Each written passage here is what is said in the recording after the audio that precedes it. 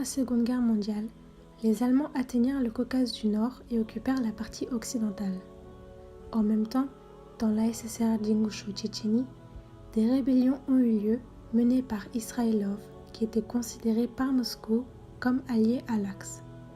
Cependant, les Allemands n'atteignirent jamais la capitale et la seule ville occupée fut Malgobek, qui à l'époque était majoritairement peuplée de Russes.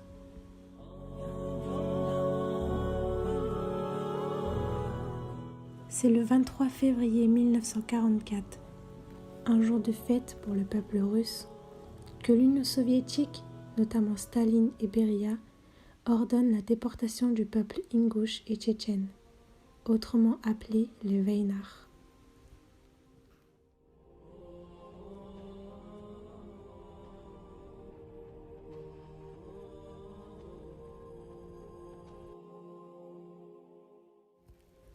Ce jour-là, les soldats russes débarquèrent dans chaque village pour annoncer la déportation en Asie centrale et Sibérie pour trahison et collaboration avec l'ennemi nazi, ce qui était évidemment une accusation à tort.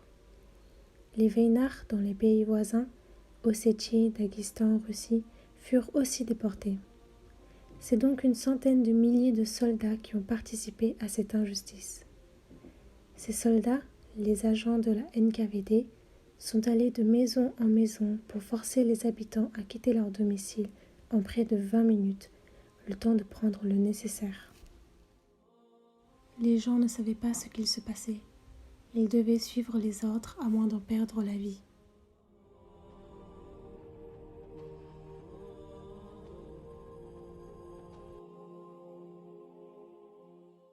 Les gens étaient maltraités, ceux qui refusaient de quitter leur maison, ceux qui ne marchaient pas assez vite ou ceux qui ne pouvaient tout simplement pas être déportés étaient tués. Le territoire Veinard n'existait plus. De nouveaux occupants s'installèrent sur notre territoire pour y vivre, notamment les Russes, et c'est ainsi que commença la suppression de notre histoire. Monuments rasés, archives brûlées, tombes détruites, noms des villages et rues changés. Staline avait pour objectif de rayer les Veinards de l'histoire. Toute personne faisant opposition était tuée sur le champ.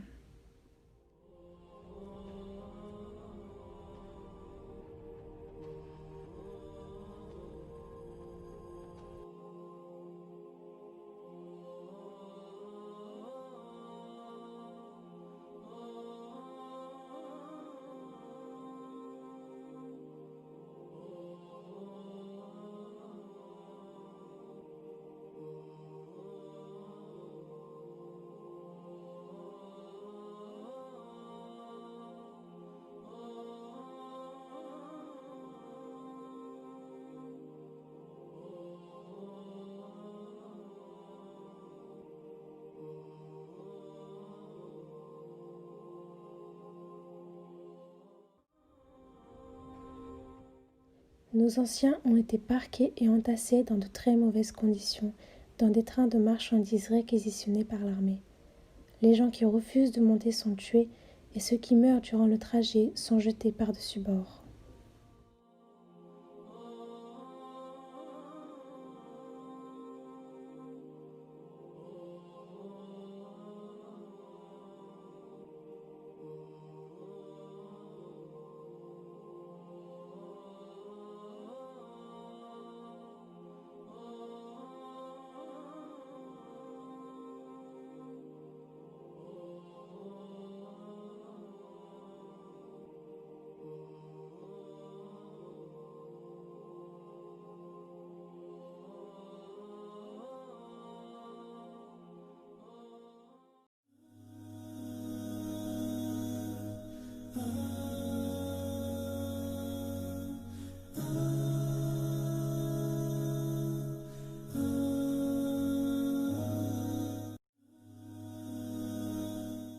Une grande partie sont morts durant le voyage, tandis que d'autres sont tués dès l'arrivée.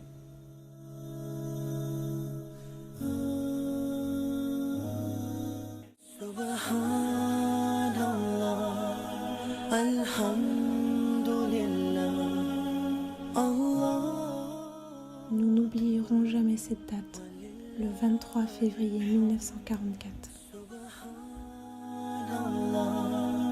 Alhamdulillah, Allahu Akbar, walillahil hamd. Subhanallah, Alhamdulillah, Allahu Akbar, walillahil hamd.